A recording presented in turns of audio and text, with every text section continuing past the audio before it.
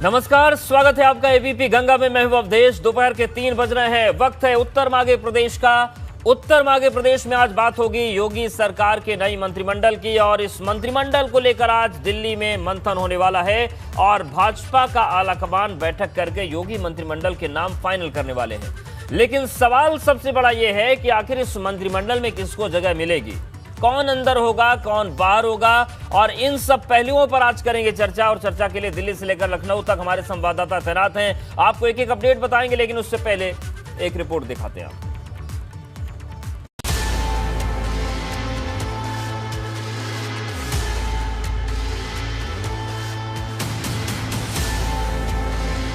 UP सरकार के लिए दिल्ली में मंथन।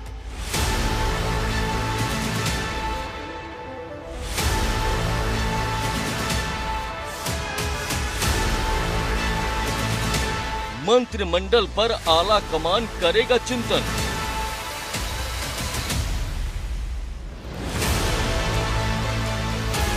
दिल्ली में पार्टी मुख्यालय पर नाम होंगे फाइनल।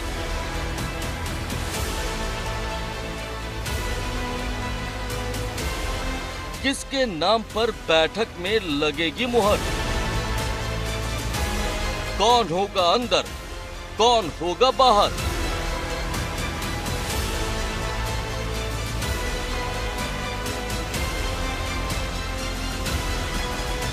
यूपी सरकार 2.0 की अंदर की बात।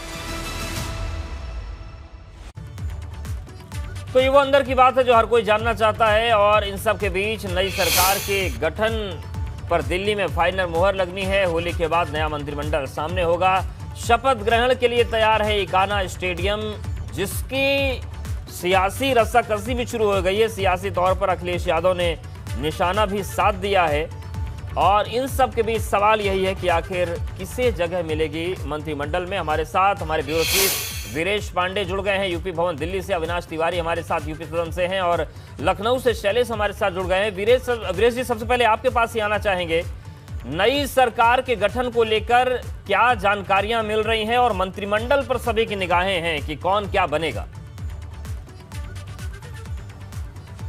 देखिए, हम बात करें अभी 4 बजे जो मीटिंग शुरू होगी उसमें एमएलसी कौन बनेगा, उसके प्रत्याशियों पर भी विचार होगा। मंत्री कौन बनेगा, इस पर भी विचार होगा। हमारे साथी जो खड़े हैं भारतीय जनता पार्टी के मुख्यालय से, वहां पर अभी मीटिंग शुरू होगी और यूपी सदन में मुख्यमंत्री पहुंच चुके हैं। तो ऐसे में वहां पर ऐसे लोग हैं जो बनाने वाले हैं। लेकिन मैं इस वक्त हूं यूपी भवन में। जो बनने वाले हैं, जो जिसको यूपी भवन के बारे में पता होगा, जो विधायक बन गए हैं, वो सभी लोग यहीं रहते हैं, यहीं टिकते हैं और वो कहीं ना कहीं जाकर मिलते हैं। तो आज यूपी भवन का जो दृश्य है आप देखिए, बहुत ज़्यादा भरा हुआ है, कमरे खाली नहीं हैं। बहुत सारे ऐसे लोग हैं, लेकिन हमारे साथ 3 महत्वपूर्ण व्यक्ति भी हैं। हमारे साथ हैं दयाशंकर सिंह, प्रदेश के उपाध्यक्ष हैं, बलिया सदर से विधायक हैं। सभा कुंवर सिंह, ये ऐसी सीट से भाटपा रानी से जीते हैं कि आज़ादी के बाद से वहाँ भारतीय जनता पार्टी और जनसंघ का न दिया न कमल कभी खिला। और देखिए, नरेंद्र कश्यप साहब भी हैं। नरेंद्र कश्यप साहब पूर्व सांसद हैं और भारतीय जनता पार्टी के पिछड़ा मोर्चा के प्रदेश अध्यक्ष हैं। और बात हम करें कि उत्तर प्रदेश के इस 22 के चुनाव में, तो अवधेश आपने देखा होगा कि स्वामी प्रसाद मौर्य हो, दारा सिंह चौहान हो, या जो भी पार्टी छोड़कर गया, वो भारतीय जनता पार्टी पर यह आरोप लगाया कि पिछड़ा, दलित और तमाम वंचित, शोषित विरोधी है। तो इन्हीं लोगों से पूछ लेते हैं कि ये जो आरोप लगाने वाले लोग थे, और आप कश्यप साहब, आपने तो इस पूरी पिछड़ा मोर्चा के आप, और एक और खास बात बता दूं, दयाशंकर सिंह भारतीय जनता पार्टी के प्रदेश उपाध्यक्ष हैं और प्रभारी हैं पिछड़े मोर्चे के। तो इनके पास इंचार्ज हैं वो। तो ये सारे लोग हैं। तो आप बताइए दयाशंकर जी, ये जो आरोप लगाने वाले गए और पिछड़ा का आरोप लगाया कि विरोधी हैं आप लोग, और सीटें तो इतनी निकल गई आप लोग। देखिए, आपके चैनल पर आप ही को मैंने इंटरव्यू दिया था उसी दिन, जिस दिन स्वामी प्रसाद मौर्य जी और अपने धर्मपाल सैनी जी जब गए थे, तो मैंने कहा था कि ये लोग जा जरूर रहे हैं और ये अपने चुनावी गणित के कारण जा रहे हैं। अपने कोई बेटे के लिए, कोई अपने सीट बदलने के लिए ये चुनाव हार जाएंगे। तो आपने कहा कि हार जाएंगे, हमने कहा कतई हार जाएंगे। तो हार गए कि नहीं हार गए? तो जो झूठ बोल करके गया, जो 5 साल हम लोग के साथ काम किए, उस काम को ही वो ठुकरा रहे थे, तो उसके बाद जनता ने उनको ठुकरा दिया। कश्यप साहब, आप तो पिछड़े मोर्चे के प्रदेश अध्यक्ष हैं। पिछड़ों की राजनीति और अति पिछड़ों की राजनीति बड़ी प्रबल है। मैंने देखा कि उत्तर प्रदेश में कोई ऐसी पार्टी नहीं है जिसका प्रदेश अध्यक्ष पिछड़ा न हो। भारतीय जनता पार्टी हो, कांग्रेस हो, सपा हो, बसपा हो, छोटी हो, बड़ी हो, सभी। तो ये पिछड़ों की राजनीति और अति पिछड़ों की राजनीति भारतीय जनता पार्टी के साथ ये सारे लोग हैं कि ये लोग जो राजनीति कर रहे हैं बाकी लोगों के साथ? 37 साल के बाद अगर उत्तर प्रदेश में फिर भारतीय जनता पार्टी को एक जबरदस्त मैंडेट मिला है तो मतलब साफ है कि उत्तर प्रदेश में पिछड़े वर्गों के लोगों ने, अति पिछड़े वर्गों के लोगों ने पुनः भारतीय जनता पार्टी में अपना भरोसा जताया है। मोदी जी में विश्वास जताया है, योगी जी में विश्वास जताया है। और ये बात मैं स्पष्ट करना चाहता हूं कि देश में पहले प्रधानमंत्री नरेंद्र मोदी जी हैं जिन्होंने प्रत्यक्ष रूप से उत्तर प्रदेश नहीं, देश के पिछड़े वर्गों के सर्वांगीण विकास के लिए बड़े फैसले लिए हैं। आप जानते हैं कि ओबीसी कमीशन को संवैधानिक दर्जा देने का कानून मोदी जी ने बनाया। 27 सांसदों को, ओबीसी 27 सांसदों को अपनी कैबिनेट में मंत्री मोदी जी ने बनाया। और आप जानते हैं कि नीट जैसी परीक्षा में 27% रिजर्वेशन मोदी जी ने दिया।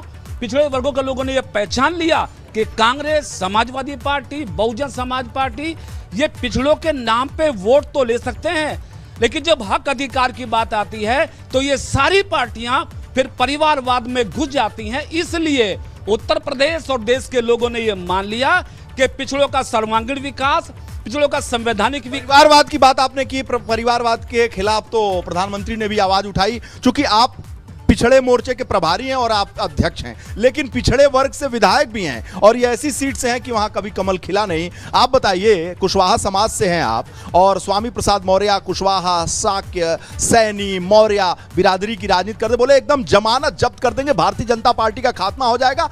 कितना प्रतिनिधित्व तो चाहिए और उनके बड़बोलेपन का जवाब तो कुशीनगर की जनता ने दे दिया। क्या कहेंगे? देखिए, ऐसा है कि स्वामी प्रसाद मौर्य जी ने जो बयान दिया था वो उनको अंदाज नहीं था कि वो क्या कह रहे हैं। उन्हें जो है इस बात की, लोग कहते थे कि स्वामी जी मौसम वैज्ञानिक हैं, लेकिन वो भूल गए कि आदरणीय नरेंद्र मोदी जी और हमारे पूज्य योगी जी महाराज जी ने जो काम किया था, उन्हें अंदाज नहीं था कि पिछड़ा समाज, दलित समाज, सभी समाज के लोग जो है भारतीय जनता पार्टी के साथ जुड़ गए थे और वो इस अंदाज में चले गए। उन्होंने कहा हम उखाड़ फेंकेंगे, तो वो क्या उखाड़ फेंके, वो खुद ही उखड़ गए। वहाँ जहाँ गए एक साधारण सा लड़का जो है उनको बुरी तरह से पराजित किया है। ये इस बात का द्योतक है कि स्वामी जी की अपनी कोई जमीन नहीं थी, जो जमीन थी वो किसी न किसी पार्टी की थी, उनकी अपनी कोई जमीन नहीं थी और इस बार उनको भापने में गलती हो गई। भापने में गलती हो गई। एक और शख्स हमारे साथ हैं, गिरीश यादव। ये मंत्री हैं योगी मंत्रिमंडल 1 के और ये विधायक हो गए फिर। तो आप सोचिए कि गिरीश यादव जी से पूछ लेते हैं, नाम के आगे यादव है और MY समीकरण का जो जोर समाजवादी पार्टी देती है कि MY समीकरण मुस्लिम यादव समीकरण पे भारी, तो भाजपा का MY पड़ गया भैया मोदी और योगी। देखिए, भारतीय जनता पार्टी सर्व समाज के लिए काम करती है और सबका साथ, सबका विकास और सबका प्रयास, ये इस नारे के साथ हम लोग काम कर सकते हैं, करते हैं और पार्टी काम करती है। इसलिए जो अखिलेश यादव का मुंगेरी लाल का सपना था वो चकनाचूर हो गया। सबका साथ मिला और सबका विकास के काम करने के लिए हुआ। बुलडोजर का शासन और गरीबों का राशन हिट हो गया क्या? एकदम निश्चित। देखिए, ये पहली बार ऐसा हुआ है कि समाजवादी पार्टी के कोई नेता होगा या कांग्रेस का होगा, बसपा का होगा, वो भले ही अपना वोट जो है अपने पार्टी को दिया होगा, लेकिन उसके घर में भी भारतीय जनता पार्टी, मोदी जी और योगी जी पहुंच गए। जो इस कोरोना काल में किसी के घर में एक दिन भी ऐसा नहीं हुआ कि उसका चूल्हा न जला हो। एक महीने में एक बार नहीं 2-2 बार राशन मिला। जो मूलभूत आवश्यकताएं थी लोगों को, शौचालय से लेकर के उसके बाद आपके गैस कनेक्शन, उनको मकान, उनको चिकित्सा से लेकर के हर तरह की जो सुविधा, बिल्कुल तमाम सुविधाएं मिली। वीरेश जी आपके पास आएंगे क्योंकि आपने अभी बताया कि यूपी सदन भी आज बड़ा महत्वपूर्ण है। मैंने चीनी और अविनाश यूपी सदन में बने हुए, तो एक बार वहां की भी हलचल जान लेते हैं, समझ लेते हैं। अविनाश, यूपी सदन में किस तरीके की हलचल है और क्या कुछ हो रहा है वहां पर? जी देखिए अवधेश, अगर बात करें तो मुख्यमंत्री योगी आदित्यनाथ इस वक्त उत्तर प्रदेश सदन में पहुंच चुके हैं और पहले से यहाँ पे डिप्टी सीएम दिनेश शर्मा मौजूद हैं। हालांकि दिनेश शर्मा ने स्पष्ट तौर पे कहा कि जो बैठक होनी है उसमें राष्ट्रीय संगठन ही सब कुछ तय करेगा, चाहे वो शपथ ग्रहण की बात हो, चाहे वो मंत्रिमंडल की बात हो, चाहे वो फिर सरकार की योजनाओं को किस तरीके से आगू लागू करना है। तो इसकी बैठक अभी शाम को 4 बजे से पार्टी के मुख्यालय में शुरू होगी, जहाँ पे अगर बात करें तो मुख्यमंत्री योगी आदित्यनाथ 3:45 पर उत्तर प्रदेश सदन से निकलेंगे। एक बार आपको तस्वीर दिखवाते हैं उत्तर प्रदेश सदन की कि किस तरीके से यहाँ पे जो तमाम सारी सिक्योरिटी है वो अलर्ट पे है। और आप देख सकते हैं कि सीएम की जो गाड़ियां है वो खड़ी है, उनके जो सुरक्षाकर्मी है वो यहाँ पे खड़े हुए हैं और 3:45 बजे के करीब तमाम सारे जो सीएम के सुरक्षाकर्मी हैं सीएम को लेकर के यहाँ से निकलेंगे बीजेपी के राष्ट्रीय मुख्यालय के लिए। डिप्टी सीएम दिनेश शर्मा भी जाएंगे और वहाँ पे फिर 4 बजे से एक बड़ी बैठक होगी उत्तर प्रदेश की। अगर बात करें तो बैठक में सबसे पहले विश्लेषण किया जाएगा चुनाव के जो नतीजे आए हैं, जो हार जीत हुई है उसके विश्लेषण होंगे। खासतौर से जिन 5 जिलों में समाजवादी पार्टी ने क्लीन स्वीप किया है उनमें 2 जिले काफी महत्वपूर्ण है, क्योंकि गाजीपुर और इसके अलावा कौशाम्बी, यहाँ पे ये माना जाता था कि बीजेपी के 2 कद्दावर नेताओं का ये गढ़ है। गाजीपुर जहाँ जम्मू कश्मीर के उपराज्यपाल मनोज सिन्हा का गढ़ है, तो वहीं कौशाम्बी उत्तर प्रदेश के डिप्टी सीएम केशव प्रसाद मौर्य का गढ़ था और यहाँ पे क्लीन स्वीप किया समाजवादी पार्टी ने। तो क्या खामियां रही कि पिछली बार जहां 2017 में भारतीय जनता पार्टी ने इन जिलों में क्लीन स्वीप किया था, तो इस बार समाजवादी पार्टी ने क्लीन स्वीप कर लिया। तो ये तमाम सारी चीजों को लेकर के मंथन होगा। मंत्री क्यों चुनाव हारे इस चीज को लेकर के भी मंथन होगा और इसके साथ साथ जो एमएलसी चुनाव आ रहे हैं तो वहां पे किस तरीके से चयन किया जाए उम्मीदवारों का, वो काफी महत्वपूर्ण रहेगा। तमाम चीजें महत्वपूर्ण उस पर निगाहें रहेंगी, लेकिन ये चहलकदमी जो है, ये जो सियासी सरगर्मी है लखनऊ में किस तरीके से महसूस हो रही है? शैलेश, अगर हम बात करें लखनऊ की तो वहां क्या माहौल है? क्योंकि लखनऊ से लेकर दिल्ली तक की दौड़ बहुत तेज है, क्योंकि इन्हीं 2 शहरों के बीच सब तय होना है कि कौन राजा बनेगा, कौन मंत्री बनेगा और कौन सामान्य विधायक बना रह जाएगा। देखिए लखनऊ की बात करें तो तैयारी चल रही है शपथ ग्रहण समारोह की, क्योंकि अंदर अंदर देखिए सब कुछ लगभग तय हो चुका है, चीज़ें कहीं ना कहीं, और जो तारीखें हैं संभावित वो भी सामने आ चुकी हैं। लखनऊ के इकाना स्टेडियम में जो अटल बिहारी वाजपेयी जी के नाम पर है वहाँ पर ये शपथ ग्रहण समारोह होना है, उसको लेकर तैयारियाँ तेज़ कर दी गई हैं। जो शासन के बड़े अधिकारी हैं वो खुद कमान संभाले हैं। चाहे बात की जाए सुरक्षा व्यवस्था को लेकर तो अपर मुख्य सचिव गृह जो है उन्होंने कमान संभाली हुई, इसके अलावा बाकी जिम्मेदार भी लगे हुए हैं। दूसरी चीज़ इसमें हम आपको बता दें कि अब इकाना स्टेडियम में हर व्यक्ति की एंट्री को प्रतिबंधित कर दिया गया है, मीडिया को भी अंदर जाने की अनुमति नहीं है। टेंट, तंबू, कनात सब वहाँ पर लगातार पहुँच रहा है, क्योंकि समारोह बहुत भव्य होना है। और भव्य इसलिए कि खुद वहाँ पर प्रधानमंत्री मौजूद रहेंगे, गृह मंत्री, राष्ट्रीय अध्यक्ष, कई राज्यों के मुख्यमंत्री, विशिष्ट अतिथि, ये लोग मौजूद रहेंगे। पूरे इकाना स्टेडियम के आसपास का जो इलाका है अगर वहाँ की बात की जाए तो उसको भी मेंटेन किया जा रहा है। आज सुबह से ही जो स्मारक समिति है यहाँ पर बात करें जिसके अधीन ये अम्बेडकर पार्क, जनेश्वर मिश्र पार्क, तमाम पार्क आते हैं, वहाँ के कर्मचारियों को आज जब वो अपनी ड्यूटी पर पहुंचे तो सीधे बोला गया आप तत्काल पहुंचिए इकाना स्टेडियम।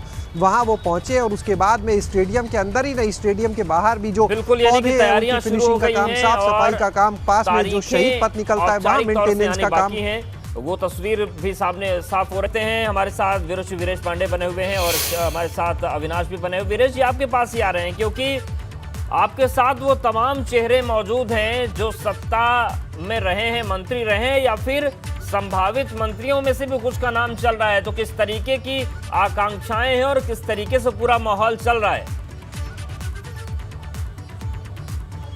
देखिए एक और विधायक हमारे साथ जुड़ गए हैं जो 5वीं बार के विधायक हैं, रामचंद्र यादव। ये रुदौली से विधायक हैं और लगातार 3री बार भारतीय जनता पार्टी के विधायक हैं और हालांकि 5 बार विधायक। ये बताइए कि जो संकल्प पत्र है भारतीय जनता पार्टी का वो बहुत भारी भरकम है, तो कितनी उम्मीदें हैं और ये जो तैयारियां हैं कैसी रहेंगी?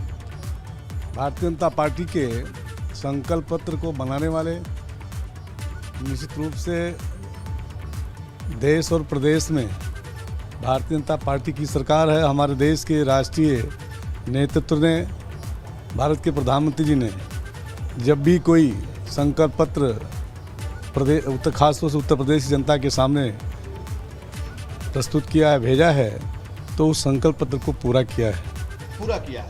और आज मैं कह सकता हूं वह संकल्प पत्र ही पूरे देश की राजनीति को बदलने वाला काम करेगा।